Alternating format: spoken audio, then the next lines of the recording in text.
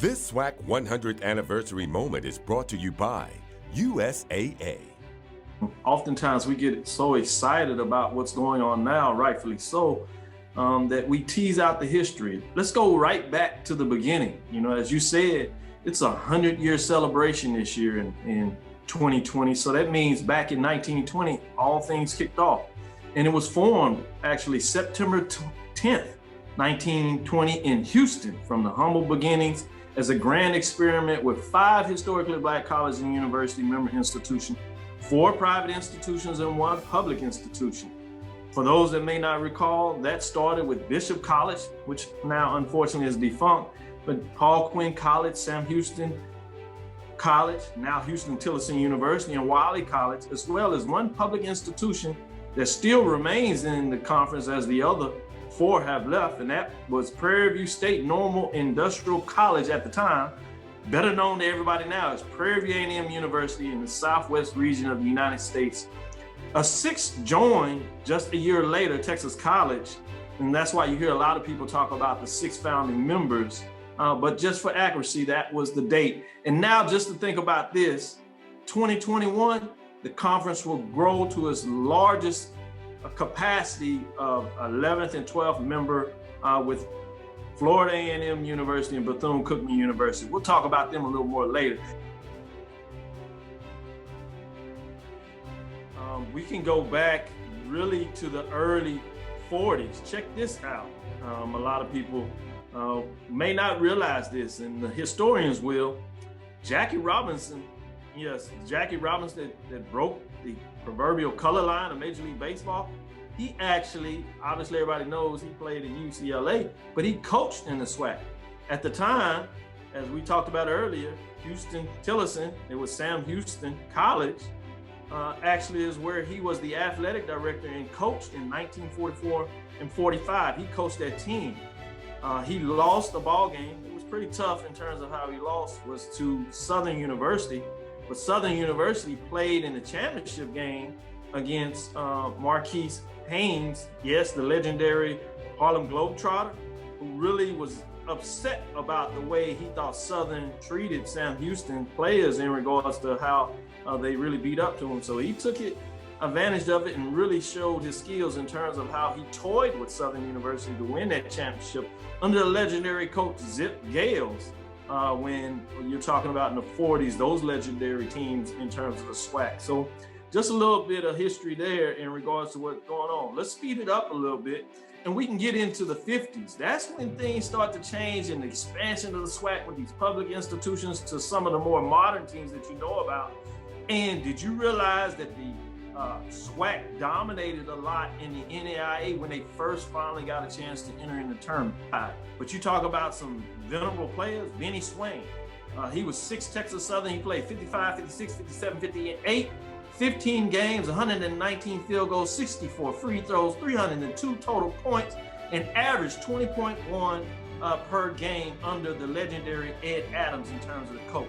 Let's move on to 1961, where it gets even a little better. You have the legendary Willis Reed playing for Grambling State. Now, in 1960, Prairie View under Coach Moore, Leroy Moore, actually won the regular season, but both these teams get a bid to the tournament, or Grambling does as they go to the tournament, and they turn it out. They actually win the tournament. Legendary Willis Reed, 16th Grambling State, 1961, 63, 64, 16 games, 108 field goals, 39 free throws, 265 total points, averaged what? 22.8 a game, and he was the Chuck Taylor MVP, Charles Hardnett of Grambling, Louisiana. Then right after that, come back, the SWAC is still on it, 1961, 62. We talked about Prairie View, how they were really winning championships. Well, they get a chance to go into the tournament, and they do the trick as Grambling dominates the year before Georgetown 95-75. That's not the Georgetown that people may know now. It's the Georgetown out of Kentucky, but they win a championship. Zelmo Beatty, everything he plays in the NBA for several years. Most rebounds in the tournament, 96, and leads Prairie View to the championship as they beat Westminster of Pennsylvania 62-53. He wins the Chuck Taylor MVP, Zelmo Beatty of Prairie View A&M University. 1974, the Braves do the dances. They go to the 37th annual NAIA tournament.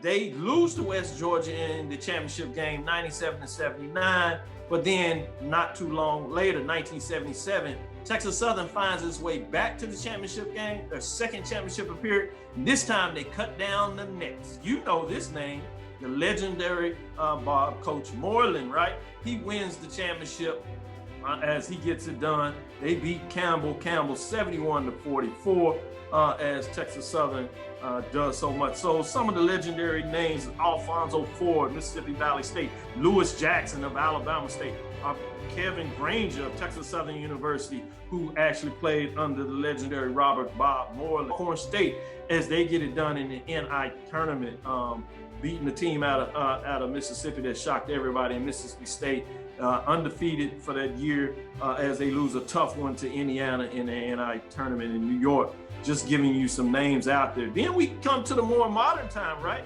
With the NCAA basketball tournament. Probably the hype of everything goes down in 1993 when Southern defeats Georgia Tech.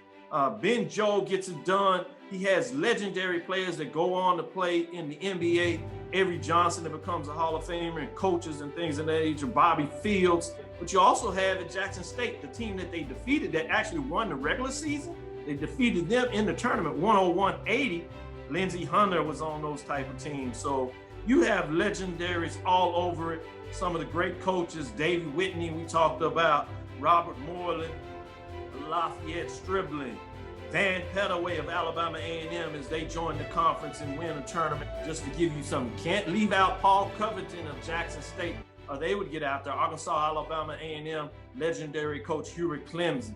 We talked about Fred Hobby of what he was able to do in the NAIA tournament, and obviously Leroy Moore, just to give you some of those great coaches, Ed Adams, over the years that found a way to get it done.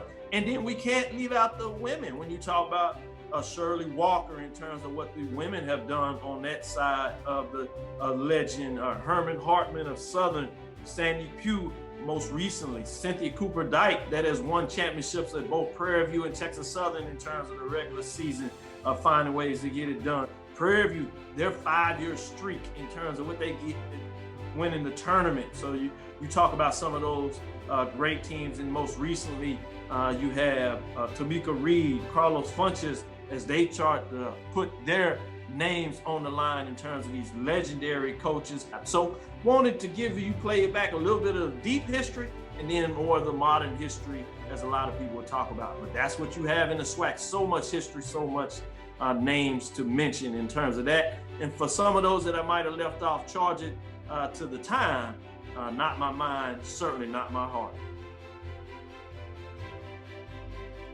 Ryan Smith. And then you bring into the fold the rich history of Florida A&M University and what they've done in the SIAC, push the envelope in terms of the MEAC, and then Bethune-Cookman and their rich history also in the SIAC.